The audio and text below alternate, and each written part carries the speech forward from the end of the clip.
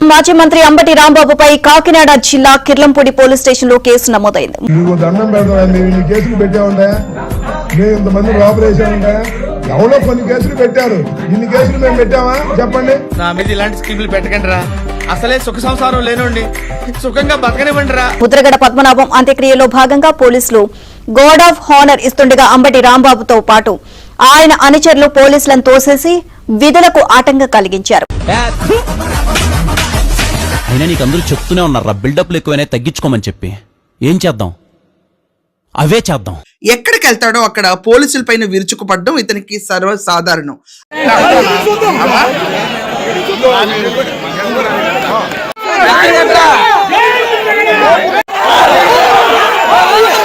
చూసావరా దీని తలపొగరు వద్దని ప్రకటించారు కదా. ఉంటే మీరెందుకు వచ్చి మోగిస్తారు? అది అవసరమా మాకు? మాకు వద్దు బాబు అని కుటుంబం చెప్పారు. నువ్వెవడరా మధ్యలో? అసలు నువ్వెవడేరా మధ్యలో? రెచ్చగొట్టే పనులు ఆడికి పిచ్చి పిచ్చి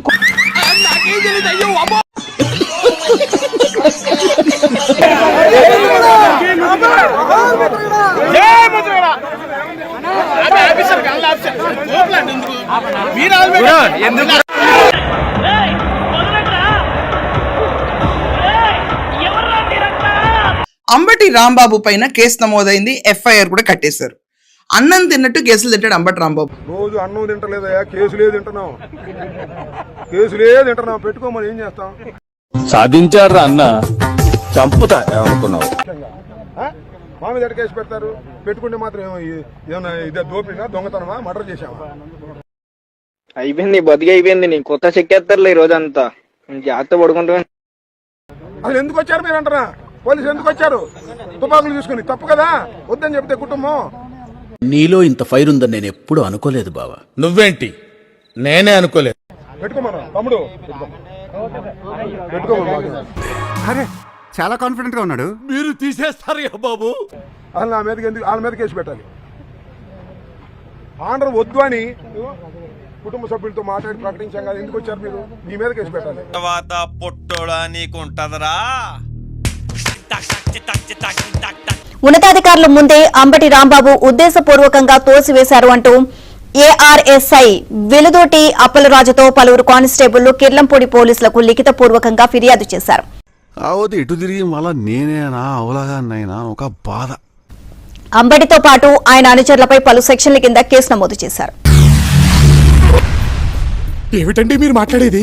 గార్డ్ ఆఫ్ ఆనర్ ఇవ్వాలని చెప్పి 6 అక్కడ కానిస్టేబుల్స్ రాగా, పోలీసు వాళ్ళు, సిఐ గారు కూడా అక్కడే ఉన్నారు.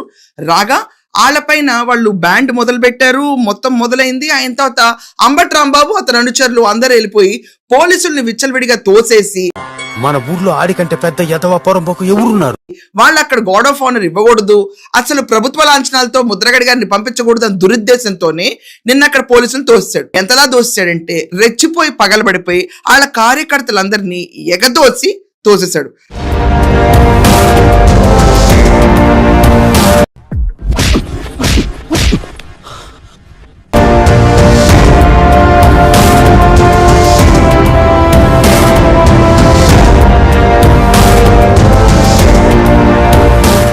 కాకినాడ జిల్లా కిర్లంపూడి పోలీస్ స్టేషన్ లో ఇతని పైన కేసు నమోదైంది. ఇక్కడ చూసుకుంటే ఏఆర్ఎస్ఐ అప్పలరాజు కంప్లైంట్ ఇవ్వగా కిర్లంపూడి పోలీస్ స్టేషన్ లో ఇతని పైన కేసులు నమోదు చేశారు. విధి నిర్వహణకి అడ్డుపడుతున్న అంబటి రాంబాబు, ఇది సర్వసాధారణమైన విషయం.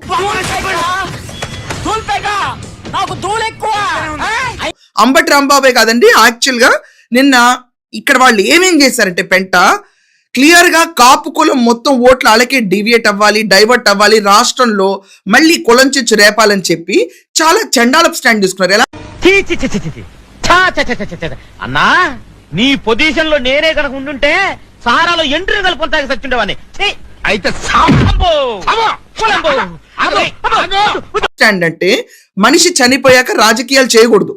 ఆ రాజకీయాలు చేయకూడదన్న ఇంగిత జ్ఞానం కూడా వైసీపీ వాళ్ళకి ఎక్కడ ఉండదు. అది మన బ్లడ్ లోనే లేదు కదరా. జగన్మోహన్ రెడ్డి ముద్రగడ పద్మనాభం గారు హాస్పిటల్ అడ్మిట్ ఎన్నాళ్ళు ఉన్నా అక్కడ పరామర్శించడానికి ఒక్కసారి వెళ్ళా, కానీ పాడిపోయడానికి మాత్రం నిన్న వచ్చేసి పాడి మోస్తాడు. వీడెవరు ఆడేడ తిరుక్కుంటూ స్టీరింగ్ నా పుంగికి పెట్టిండు. అది కాకుండా అంబటి రాంబాబు కూర్చుని కాపు యోధుడు అని ముద్రగడ పద్మనాభం గారి గురించి అన్నాడు. యా, ఆయన కాపు యోధుడు, నీకంటే మచ్ బెటర్. నేను మరీ అంత ఎదవలా కనపడుతున్నారా?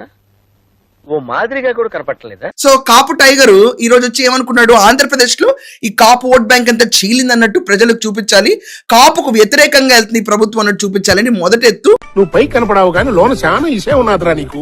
నాకు ఇప్పుడిప్పుడే తెలుస్తుంది సార్. కూతురు క్రాంతిని బయటికి ఈడ్చి పడేయటం, వీళ్లే కుటుంబ సభ్యుల్లోకి చొరబడిపోయి వీళ్లే వాళ్ళని డామినేట్ చేసేసి అదేదో వాళ్ళ కుటుంబంలో జరిగే అంత్యక్రియలాగా కూతుర్ని కూడా కడసారి ఒక్కసారి ముట్టుకోనివ్వకుండా జస్ట్ దూరం నుంచి చూసి పంపించేసేంత స్థితికి దిగజారిపోయింది వైసీపీ. షాల్వా కప్పాల్సింది పోయి, పొగడాల్సింది పోయి, ఇంకా అవార్డు ఏదైనా ఉంటే నాకు ఇవ్వాల్సింది పోయి. ఏంది మాట? చూద్దాంలే. చూడటం కాదండి, మీరు చెయ్యాలంతే. సరే మీరు ట్రై చేస్తారన్నారంటే అది ఓకే అయిపోయినట్టు.